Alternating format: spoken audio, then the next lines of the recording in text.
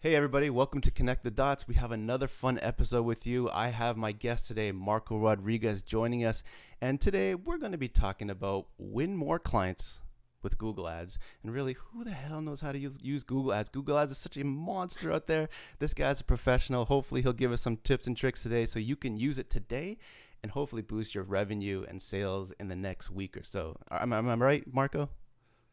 Yeah, absolutely. Thank you very much for having me, Alex. Awesome. Perfect. So thank you again for coming on the show. But before we get started, I want to give a little intro to Marco here because he has quite a depth background here. Um, his background, or he focuses a lot on Google Ads and e-commerce as a consultant, but he also works on conversion rates and optimizing those. And also he does store redesigns, right? He's a Mhm. specialist at it, so definitely you want to hit him up for that. He's a Google partner, and he also has a Bachelor of Science in Finance and Control. He typically works with e-commerce businesses, and man, plus $30,000 in monthly revenue. That's a lot of money, folks. If you're watching this, if you're at the beginning of your journey, you may want to continue building your business so you can eventually reach out to Marco. But the great thing is, if you're also a service-based consultant, Marco can also help you out too. And I believe, if I remember correctly, Marco, you need to talk to your clients and make sure you're a right fit before you actually do the work, right?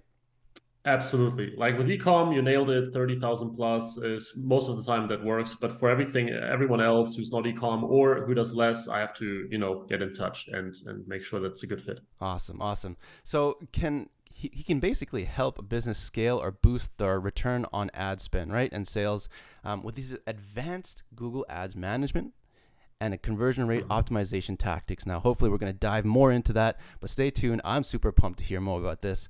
And if he wasn't doing what he's doing now, he'd probably be a business consultant still, but for larger corporations. Alternatively, he'd also fully focus on his own e-commerce store. What would you be selling, Marco, if you don't mind me asking?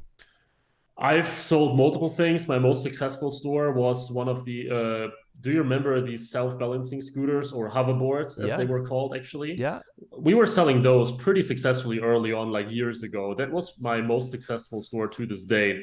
And since then, all over the place, tried like sun blocking tents, things like that. But this was the best one. Okay, so you're gonna find these bajillion dollar products and send them on e-commerce. I'm sure you have some system in place. We're gonna talk more about that. And finally, if you didn't know about this about Marco yet, he's a pretty decent piano player. Did you take lessons? Well, decent is the important part here, and not great. Certainly not great. I took Awesome. lessons years ago, but this was a very long time ago. Awesome, awesome. All right, well, hopefully you'll play something for us another time. But today I want to dive straight Yep. into it, and we're going to ask the first question. What is the biggest Hmm. misconception about Google Ads, Marco? Yeah, that's a very good question. There are so many, I would say. I think two of the most important ones. The first one is many people mistake Google Ads for like Google search or Google shopping. They think it's just, you type something in and you see something popping up. But Google Ads is so much more. Like when I refer to it, I mean display. I mean the whole YouTube network. Gmail ads, which is technically part of other campaign types, but Google Ads offers such a huge ecosystem that you can absolutely run a business only on Google Ads with all the different like networks and campaign types within it.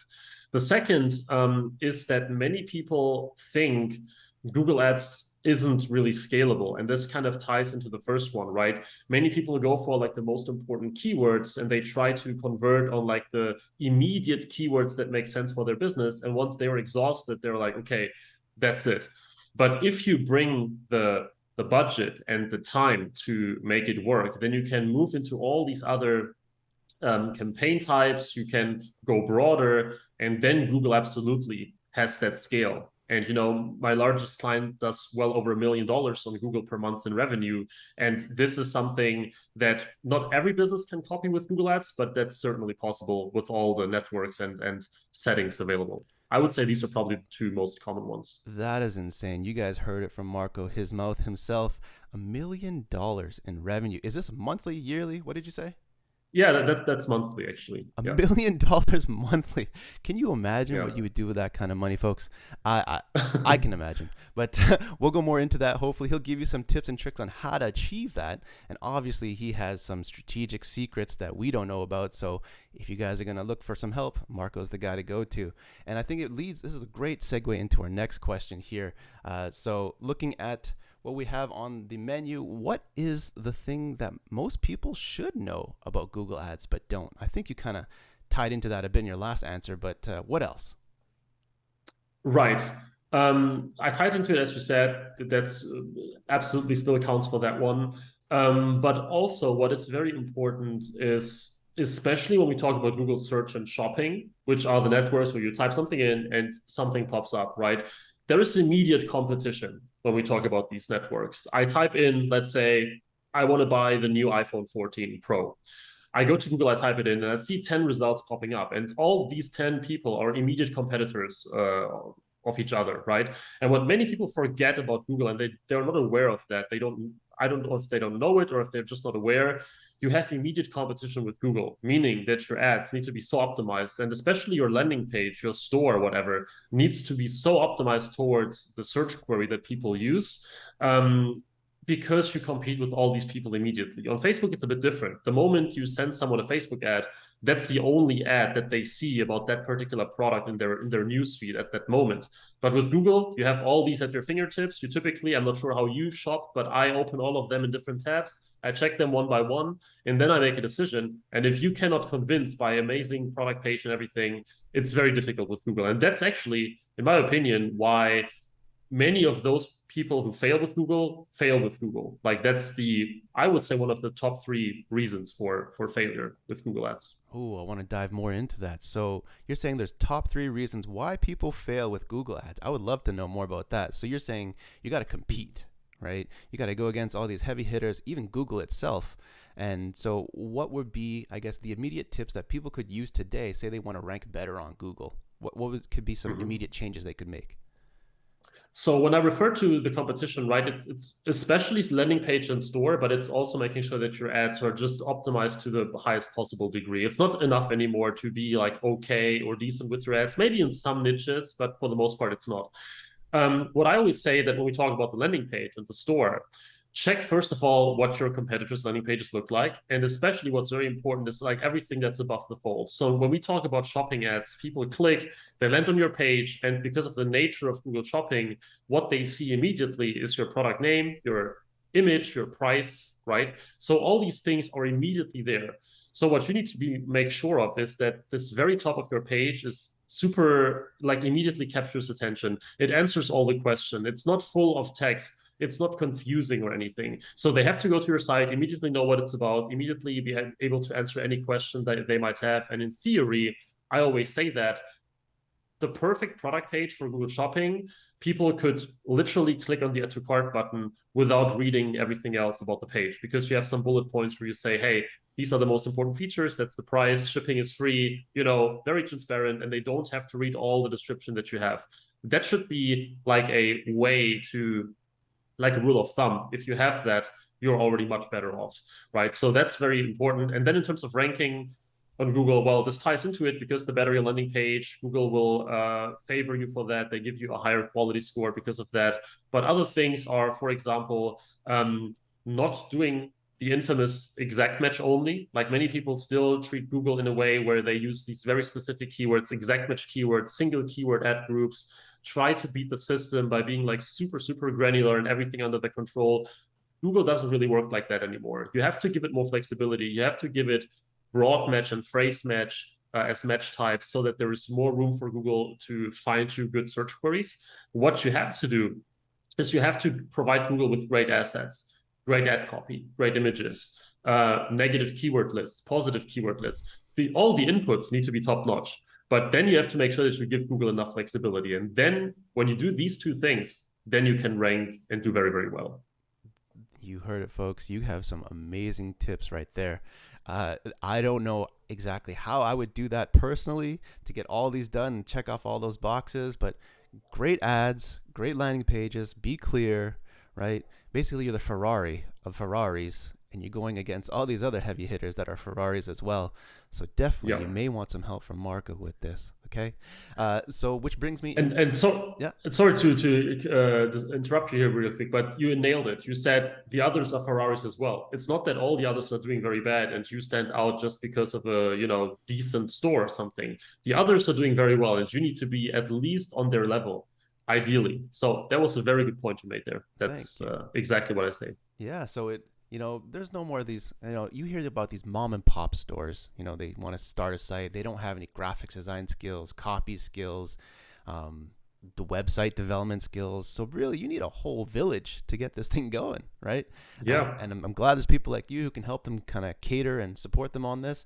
So, which brings me to my next question here is, you want to do all this stuff. You don't know how much you want to spend. So, what is a realistic budget and timeline for your clients to actually see results?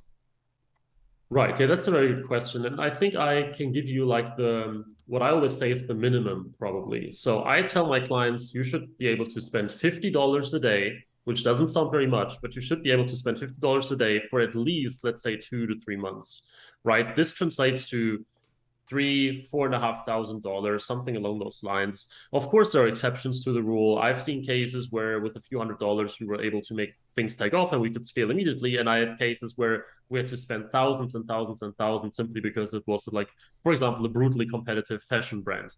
$50 a day. The reason I like to boil it down to a daily budget rather than a monthly is that I adapt things quite a lot and change. And I think that as long as you stay much below 50, it's very difficult because you need a certain level spend level on a daily basis because you have time fluctuations and hours and days of the week, etc. So try to stay above 50 whenever possible, especially for things like performance max, campaign types that require a very high budget.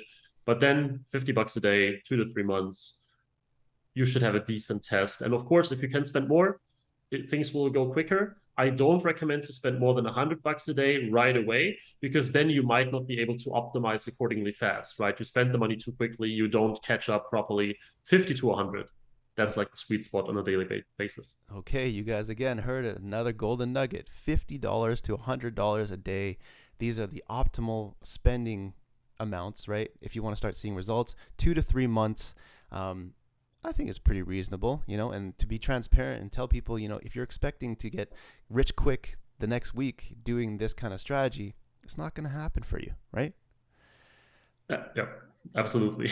Okay, so being realistic, being transparent, this is what I love about Marco, and hopefully he can give us more insight into this. So now that you know how long it's going to take, or should take roughly, and how much you're going to spend, then what are the key elements for the most effective funnel pages? Now, there's tons of elements that we can use for assets to promote and be on Google, but I want to dive into kind of funnel pages because it's your landing page, right? Yep, absolutely. Yeah. So that again really depends very much on what you sell. So I can give you an example for that. I have several clients in the health space, whether they sell supplements. I have a client selling, like an anxiety related product. It's a bit difficult to explain. I have another one that sells anything in regards to red light therapy, but in a very professional way, super professional landing page, their own products, pretty unique and everything. What we can do here, what's very important if you sell something like that solves a problem, removes pain or anything like that. Doesn't have to be medical, of course, but that's a good example. A very useful shopping Google Ads structure and very useful pages for that are any types of advertorials, blogs, things like that. So what we'd like to do in these stores that I mentioned, we have little pages where we talk about that issue that you might have, let's say knee pain. Then we have a very long page with some nice graphics, images, and we would bring people back with little links inside the text to the product page. That's not rocket science. I know many people probably tried that before, but with Google, the great thing now is that you can get these very cheap clicks, like someone typing in, I have knee pain, for example. These clicks tend to be very cheap because there is no buying intent. Sure, more and more people catch up and they do this too. But if you compare, let's say, solution for knee pain or remedies for knee pain or something with knee pain, and that's it or so, there are like worlds in between those in terms of the CPC you need to pay. So if you build a good pre-qualifying advertorial page or something like that, which is very top of funnel, of course, but you have super cheap clicks at times, this can work phenomenally well. And we have sold like that these particular clients hundreds and hundreds of thousands of dollars worth of products with that, probably millions combined, pretty sure about that, with the strategy across the board with different types of issues of pain, etc. When it comes to more traditional stores, it's actually fairly straightforward. Like you have the homepage, you have the category page, and you have the product page.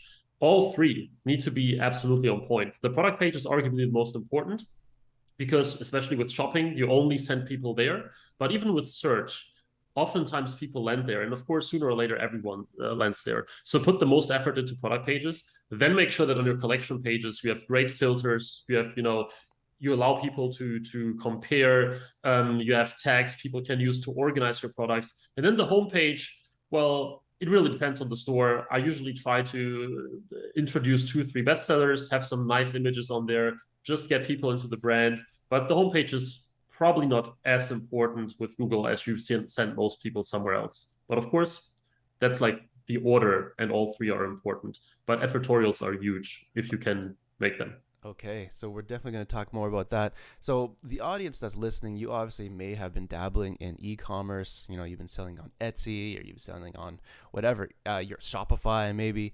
But we also talked about, Marco, how you help consultants or service-based people who have stores or selling those kind of services. So could you talk a little bit more about that? Like, say, for example, me, I have a men's group, right? So I want to promote that.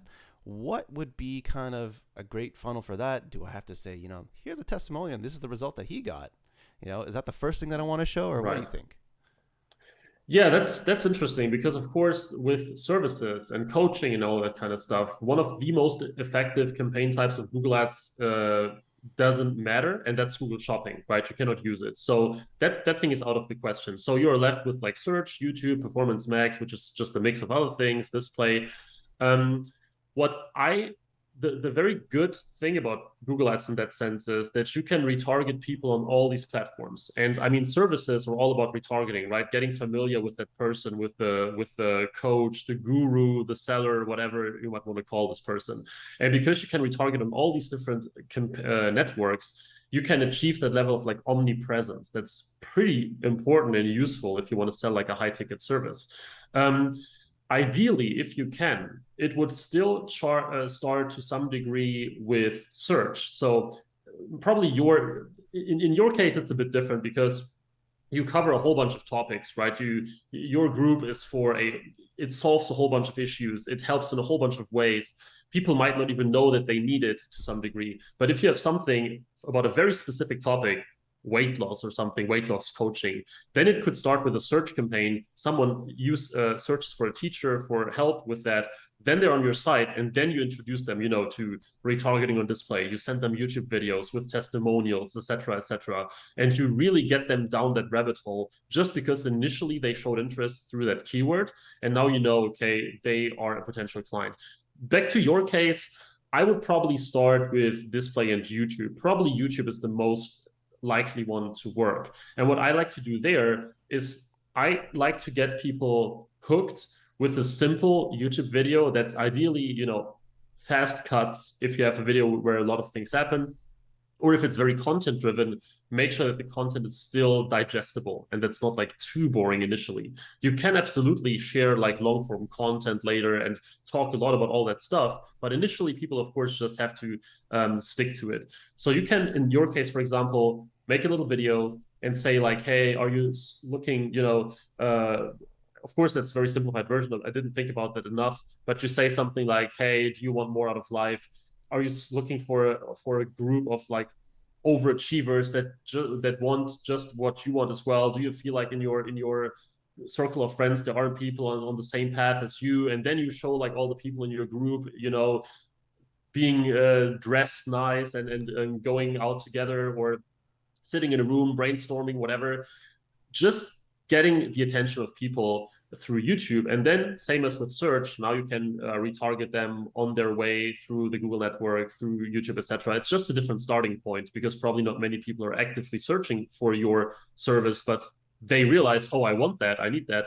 And with some other services, it's the other way around. If people are searching for it, try that first because that's the easiest. And then get them down the retargeting YouTube path, show testimonials, as you said. That's definitely part of the funnel. The more, the better. I would say, if that answers your question, that's like from a very top level what I would do in a service related business. Yeah, okay. You guys heard it, folks.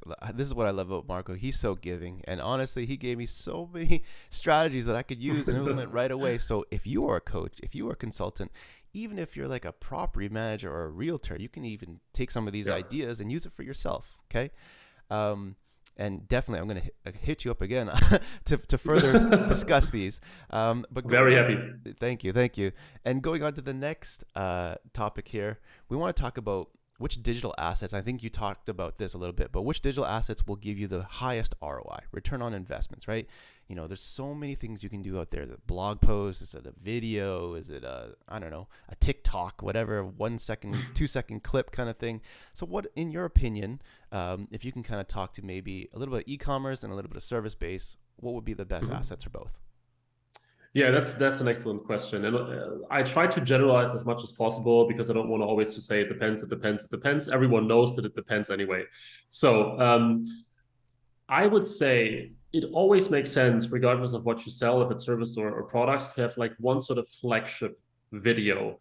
And that's, if you have an e-commerce, this should be a video about your absolute bestseller, for example. If you have a one product store or something like that, then of course it's self-explanatory, a video for this one product. But what I mean with flagship video is you have one video that is, for example, very polished, that's very high quality in terms of how you shot it, right? It has some nice shots. It uses different scenery. Of course, it depends on what you do exactly. You don't have to do it just for the sake of it. But if it makes sense in your context, for example, with your men's group, showing like you guys going around, meeting up in person or digitally or whatever, having one like flagship video that is very well done with like some cool background music and everything, that really helps. You don't need to produce those at scale. You don't need 20 of those, right? Just one. Then any type of user-generated content / testimonials. In the case of like service, it's probably more testimonials-based. In the case of e-commerce, it can be photos of people making a photo of shooting a photo of the product that they received. You know, just like on Amazon, you see people taking photos of their products.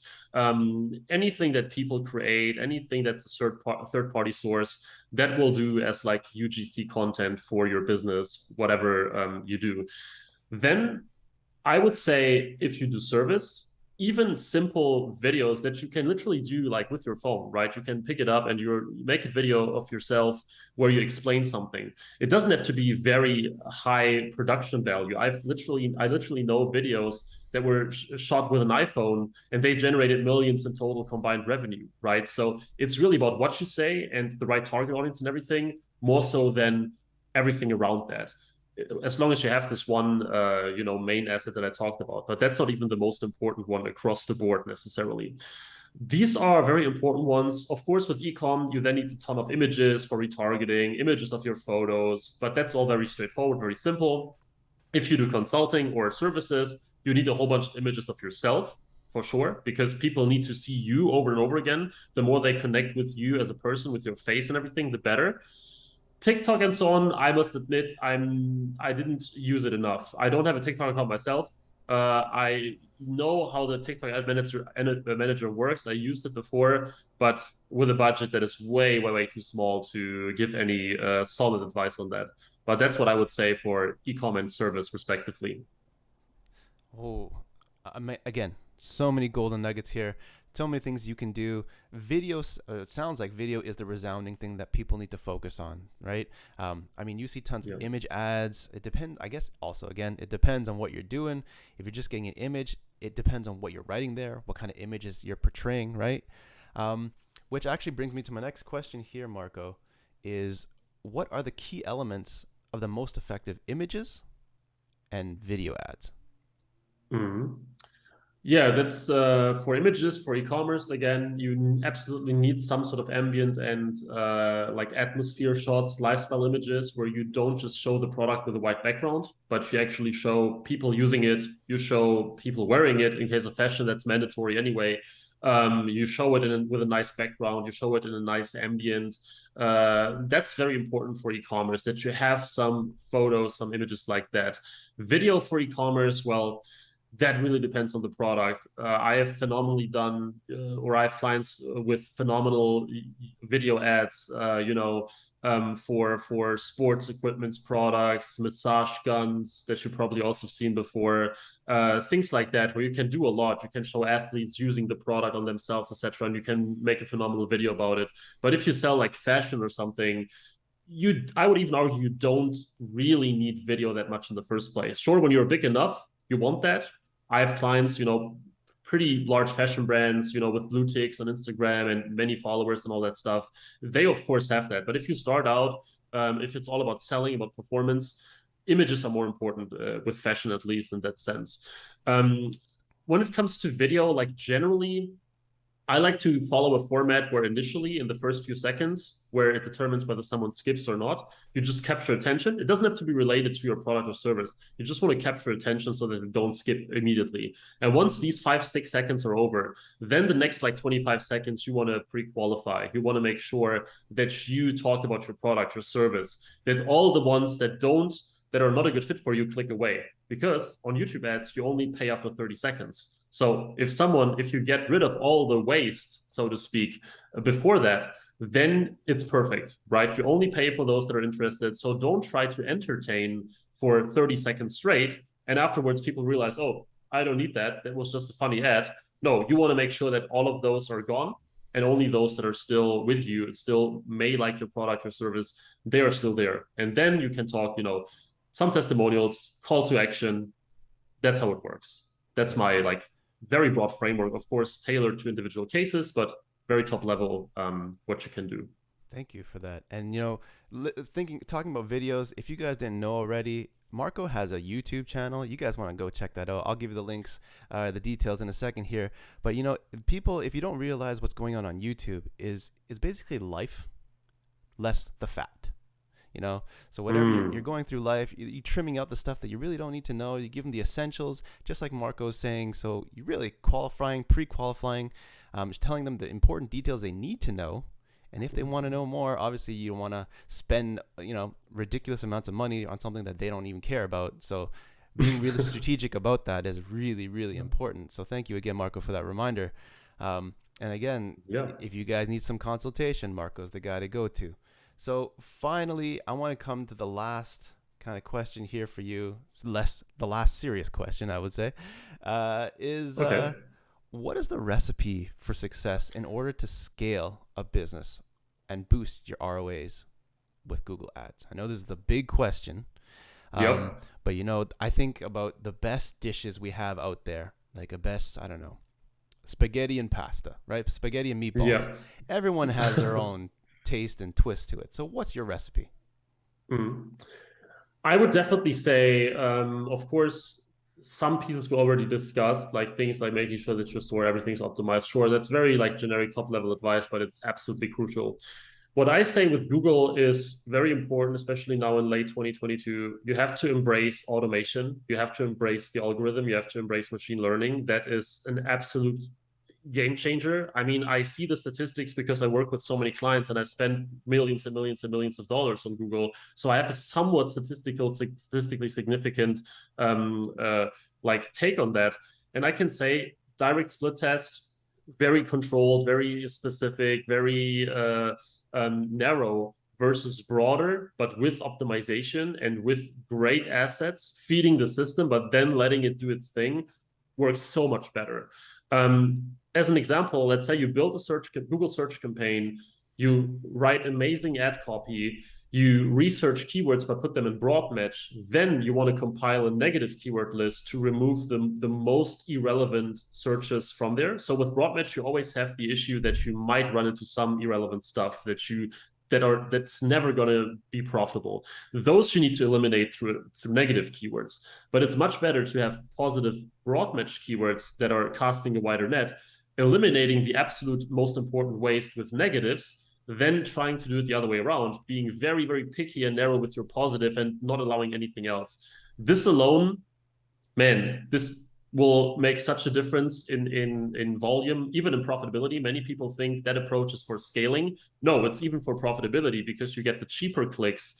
You get more of them. Google can choose between more of them, so they can give you better ones, cheaper ones. And you have to remember that if you use broad match and if you tie or if you cast a wide net, Google has so many signals they look at. So if you use an exact match keyword for, let's say, again, iPhone 14 Pro, random example, Google will only look at people who type in exactly that.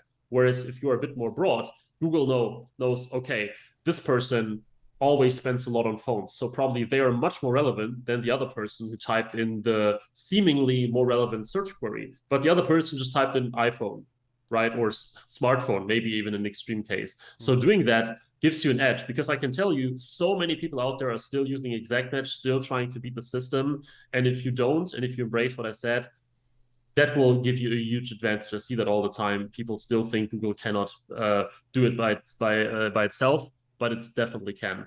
So focus on assets, focus on, yes, a great setup, but then let Google do its work and take the role of like fine tuning, checking things, being strategic. You definitely should be more strategic and on the asset side than on the very technical, changing your bits every day and trying to beat the system by pausing your campaign and then turning it on again and things like that. This alone will certainly do very well. And then overall, Google is all about relevance. So the golden rule is every search query, every person ideally should have the perfect bid put on their search query. So if I type in exactly what I want to buy, then of course this person needs to have a very high bid. Whereas someone who is just still very far off, back to the example with someone searching for a solution to a problem, they're more difficult to convert, so they need to have a lower price tag.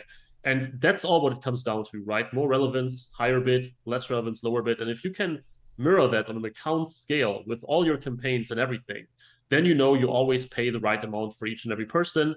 And it's a numbers game, and things should eventually work out. That's, give or take, that's pretty much what you should do in a nutshell if you want to be successful with Google.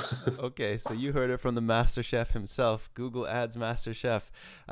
This is some things Like you can do. It sounds like a lot of work. There's a lot of moving pieces, and it makes sense to have someone like Marco help you out with this whole system because, well, just listening to you sounds kind of overwhelming to me. So if you're, last, I guess, serious question here. You mentioned that you need to make, or you work with people who make about 30,000 a monthly revenue, right? Now you're saying a good range is about $50 to $100 a day, so you're looking around 3.5 to 4.5K per month on ad spend, right? And you're doing this for about 3 months, so you're looking around $12,000 investment for decent returns. Okay, so now I'm thinking about like the guys say they aren't making that much. Is it worth it for them to even try this, or how would they start before they come to you? Because maybe they would make blog posts, maybe they start making YouTube videos, and then maybe ramp up their revenue to 30,000 and then come see you, or do they come see you now and then? What do you think? Yeah, that's a very good question. I have to be transparent here. If you don't make enough and if your ad spend isn't that high, don't try or don't hire me, because the difference I can make on a tiny scale isn't worth it. Like if you pay me plus the ad spend, sure, I'm pretty confident that I can probably produce better results than someone who just starts. But the problem is if you just spend $1,000 a month, $30 a day, for example, right?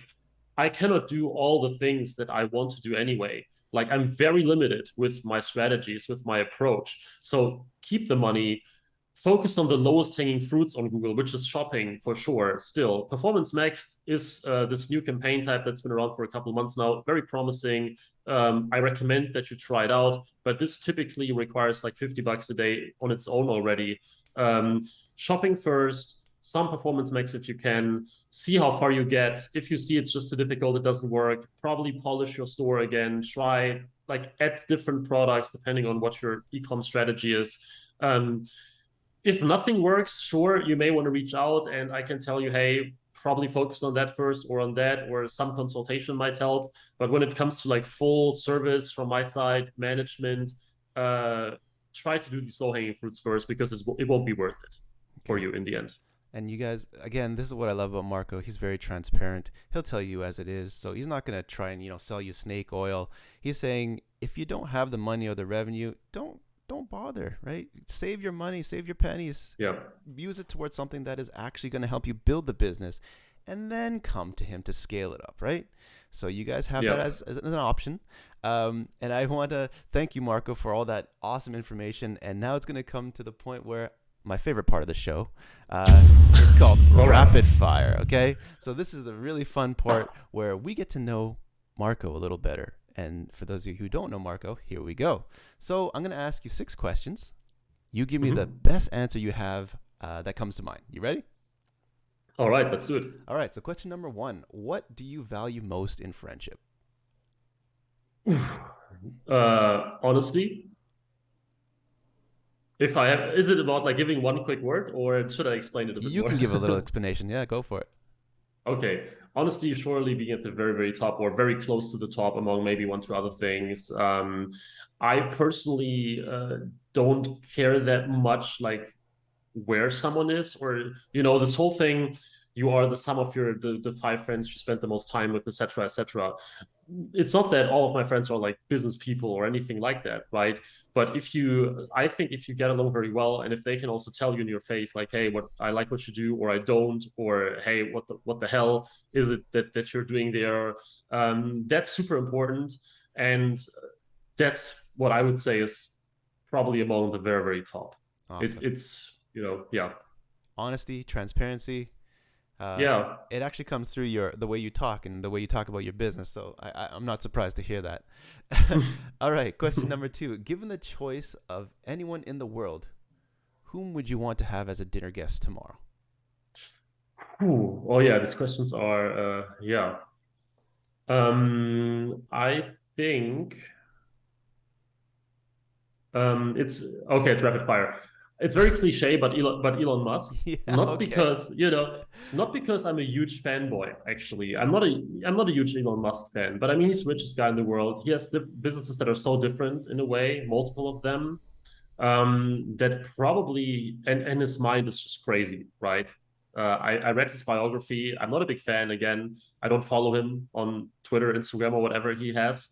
But knowing what he does, yes, it's very interesting. He's a very strange character, to put it like that. He has very interesting backstory. So it will probably be him for that reason. If I have more time to think, probably would come up with 3, 4 other people. But yeah, first answer. Awesome. Perfect. Now, question number 3. If you could change anything about the way you were raised, what would it be? Completely bilingual, I would say. I'm half Spanish, and I speak Spanish fairly well. But I still have to think, when I talk in Spanish, I still have to think. If it's super fast, then I have to like, okay, what's going on there now? Being completely about not having to think about it would be pretty cool. Awesome. It's never too late, Marco. You can always go back and practice. Yeah. Yep. That's very true. You got it. All right. So number 4, what is the item you could never live without? Now, don't say cell phone, because I think, a lot of people say that. Yeah. Yeah, that's true. I would not say laptop either, I guess. Yeah. That's because that wouldn't work as well. I would then say, because of that, it would be what would it be? That's very difficult. If you don't have your phone, if you don't have your laptop, is there anything else that I carry with me like all the time, or that's very important? Certainly, it sounds pretty strange, but I always have like a watch on, and I feel super naked without it. And it's probably like not being able to live without it. That sounds a little bit stupid, because you probably expect something more personal or something like that. But when it was broken, for example, or I had several, over time and multiple, it felt so weird. And I know we don't need it because of your phone and everything, but that's really something that's just a part of me. And it's so weird not wearing one. But it's truly like laptop and phone definitely being like very close at the top. My piano, but this is at the moment at least not used as often as I'd like. Okay, fair enough. Obviously, no judgment here. So you got the watch. I think me too, actually. Well, I'm not wearing my watch, but my watch is very dear and close to me because it was given by my wife. So I know where you're coming from. Mm, Uh, yeah, Now, question number cool. 5. Where's your favorite place to hide out? Too sorry? To hide out. Hide out. You mean like hideout? You mean to like as a retreat kind of thing? Or just to You get away know. from everything. You're at your computer all day. You're helping people make millions online. Is there somewhere you go to just be by yourself and do your own thing? Yeah, so if it's very close here to where I live, I have like it's like a small lake with a forest around it, and it's pretty cool because I get there in like 5 minutes by bike or 10 minutes walk or something. I don't have to drive there. That's like a very close place that is really cool. If it's like in the distance, I would say Mallorca, which is where half of my family actually comes from. There are so many places like people don't know when they hear it, they always think it's like this party island and everything, but there are so many amazing spots, very calm, a lot of nature. That's like if we talk about distance, a place where I'm pretty often. Nice. Yeah. Awesome. Awesome. I would love to see that one day. And finally, what does success actually mean to you? It means to me means being able to do what you want to do pretty much most of the time, right? It's not about just being happy all the time. It's certainly not about money. It's a part of it, I would say, but being able to just do what I like and not being told what to do exactly, and then still being able to use that to, well, support my life and everything. That's probably what it means to me. Yeah. Awesome. Beautiful answer. Beautiful answer. So, for those of you, if you want to connect with Marco, here is his details. Hello at cartlift.co. We got his website, cartlift.co. And like I had mentioned, he's online. Well, obviously, LinkedIn, this is where he's at. You can find him on YouTube. And I want to say huge thank you to Marco. This was such a pleasure having you. I look forward to working with you very soon, my friend. And yeah, anything else you want to say to the audience? Yeah, thank you very much for having me. First of all, it was a great pleasure speaking with you today, Alex. Anything about my audience that I want to tell them? Yeah, have realistic expectations when you start with Google Ads, when you start with the business. Be patient. Don't expect results too quickly, and make sure that you put in. It sounds cliche, but make sure that you put in the work when it comes to everything that you build, the store, the assets, everything, so that you actually approach this in a realistic way. And then eventually things will work out. I'm pretty sure about that. Awesome. Thanks so much, Marco. We'll catch you soon. Yeah. Thank you, Alex. Take care. All right.